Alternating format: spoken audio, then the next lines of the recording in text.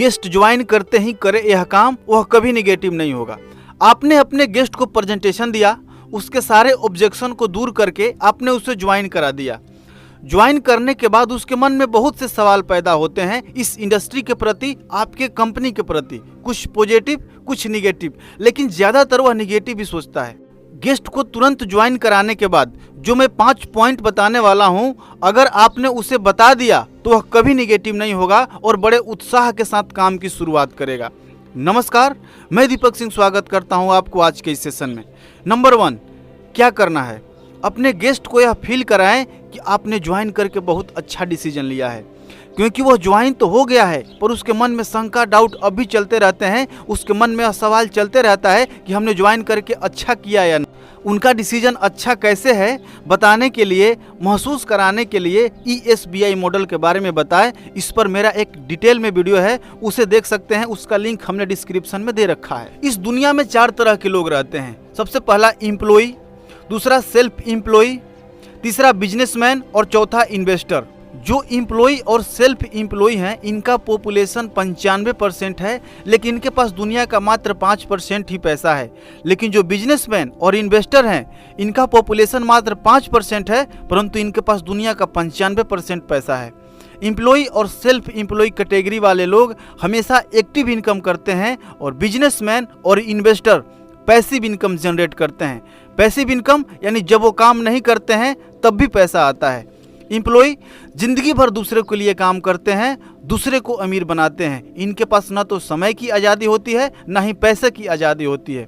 और self employ वाले लोग खुद के लिए काम करते, जैसे एक दुकानदार, वकील, डॉक्टर, लेकिन इनके पास समय की आज़ादी नहीं होती है, क्योंकि जब तक इनका शटर ऑन रहता है तब तक पैसा आता है, शटर बंद पैसा बंद। बिजनेसमैन एक सिस्टम का निर्माण करते हैं और लोगों से काम करवाकर अमीर बनते हैं। इनके पास समय की भी आज़ादी होती है और पैसे की भी आज़ादी होती है। लेकिन अगर आप बिजनेसमैन बनना चाहते हैं तो आपके पास बहुत बड़ा पैसा होना चाहिए, आपको बिजनेस का ज्ञान होना चाहिए। लेकिन परेशान होने की ज़रूरत नहीं है। नेटवर्क मार्केटिंग में आप बहुत कम पैसा इन्वेस्ट करके आप बहुत बड़ा पैसा कमा सकते हैं। सिर्फ आपको ट्रेनिंग लेने की ज़रूरत है, सिस्टम को फॉलो करने की ज़रूरत है, आप कामयाब हो जाएंगे। चौथा कैटेगरी होता है इन्वेस्टर, जो पैसा से पैसा कमाते हैं, जिसे शेयर मार्केट में इन्वेस्ट करते हैं, प्रॉपर्टी में डील करते हैं या क्रिप्टो करेंसी में इन्वेस्ट करके बहुत बड़ा पैसा कमाते हैं। ESBI मॉडल बताने के बाद आपको उनका रिजेक्शन कट करना है। रिजेक्शन पहले काटना क्यों जरूरी है? क्योंकि आपको पता है कि जैसे ही वह लोगों से बताएगा कि हमने एक कंपनी ज्वाइन किया है, लोग तुरंत उसका मजाक उड़ाना शुरू कर देंगे। कैसे? तो लो भाई, तुम भी फंस गए। अरे यार, मेरा दोस्त भी ऐसी कंपनी में जुड़ा था, कुछ नहीं हुआ। अरे मेरे मामा का लड़का इसमें ज्वाइन करके बहुत पहले ही छोड़ चुका है, इसमें सिर्फ बड़े बड़े सपने दिखाते हैं, इसमें कुछ होता नहीं है। इस टाइप के बहुत से रिजेक्शन उसे सुनने पड़ेंगे और अगर आपने पहले ही उसका रिजेक्शन नहीं काटा तो क्या होगा? वह निगेटिव हो जाएगा। कहा गया है कि management is better than treatment. अगर आप लगातार व्यायाम नहीं करेंगे तो आप मोटापा से ग्रसित हो सकते हैं। यानी कि जो मैनेजमेंट होता है वह ट्रीटमेंट से अच्छा होता है। यानी पहले से ही मैनेजमेंट करके रखिए, आपको ट्रीटमेंट करने की जरूरत नहीं पड़ेगी। दूसरा, prevention is better than cure.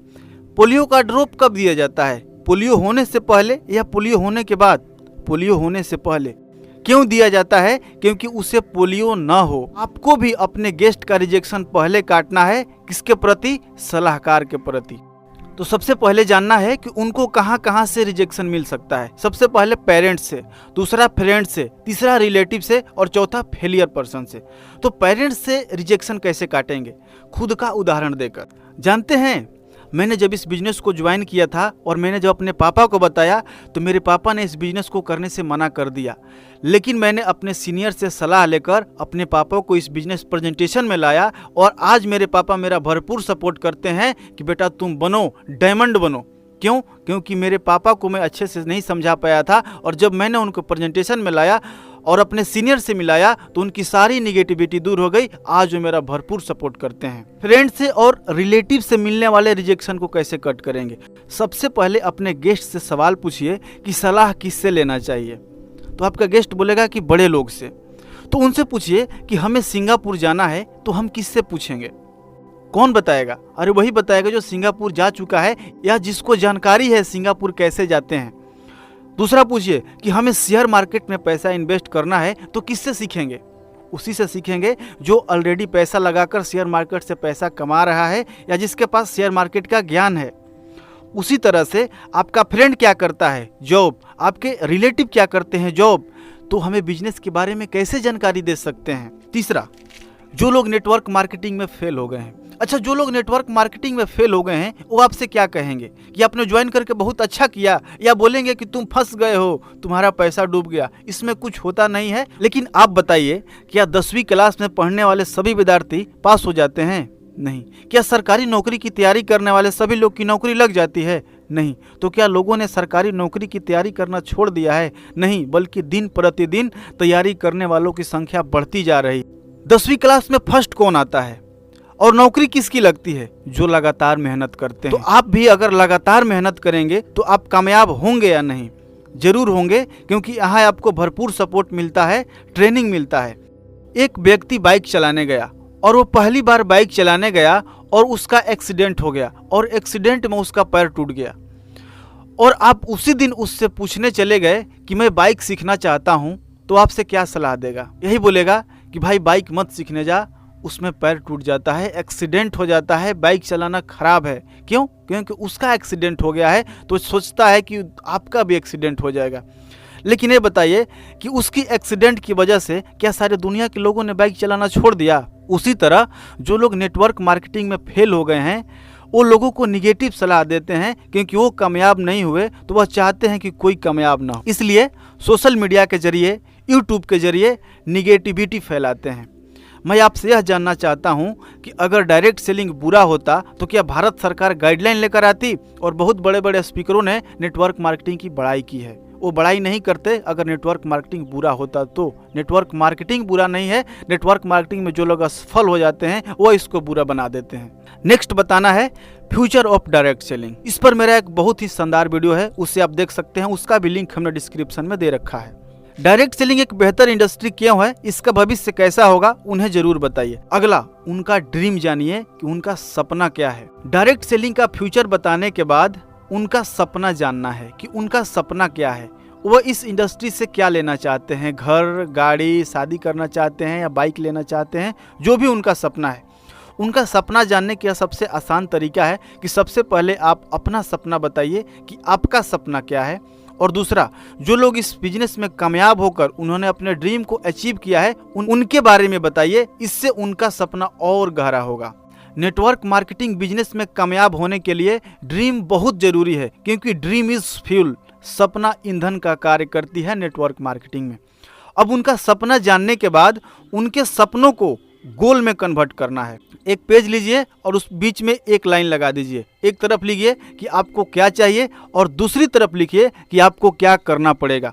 अगर वो बोलते हैं कि मुझे कार लेना है तो उनसे कौन सा कंपनी का लेना है, मॉडल नंबर क्या होगा, उसका प्राइस क्या होगा, उसका कलर कैसा होगा, कब लेना है, डेट, मंथ, ईयर के साथ में किस शोरूम से लेंगे, उसका पिक उनके मेन पृष्ठ पर होना चाहिए।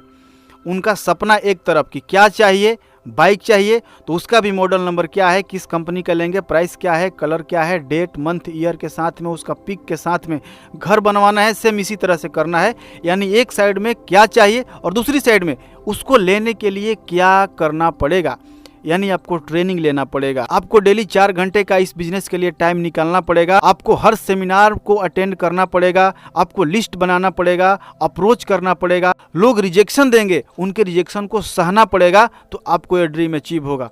और लिखवाने के बाद उनका सिग्नेचर करवा लीजिए। यानी क्या चाहिए और उसको पाने के लिए क्या करना पड़ेगा, दोनों बताइए।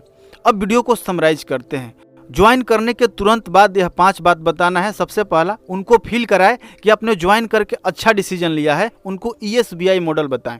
दूसरा, उनका रिजेक्शन काटे, किसके प्रति, दोस्त के प्रति, रिश्तेदार के प्रति, निगेटिव लोगों के प्रति। तीसरा, डायरेक्ट सेलिंग का फ्यूचर बताएं। अगर उन्होंने ज्वाइन किया है तो इस इंडस्ट्री से वो कितना ऊपर पहुंच सकते हैं, उन्हें यह एहसास कराइए, उन्हें यह बताइए। चौथा, नो हिज ड्रीम, उनका सपना जानिए। और अगला, कन्वर्ट हिज ड्रीम इनटू गोल, उनके सपनों को गोल में बदलिए। यानी उनको क्या चाहिए और उसे पाने के लिए क्या करना पड़ेगा। कमेंट में ज़रूर बताएं कि यह वीडियो कैसा लगा। अगर वीडियो अच्छा लगा है तो लाइक करें, दूसरे लोगों तक शेयर भी करें। मिलते हैं नेक्स्ट सेशन में कि टीम के लोगों के साथ प्लानिंग कैसे करें ताकि टीम तेजी से ग्रोथ करे और सबका जल्दी से जल्दी प्रमोशन हो।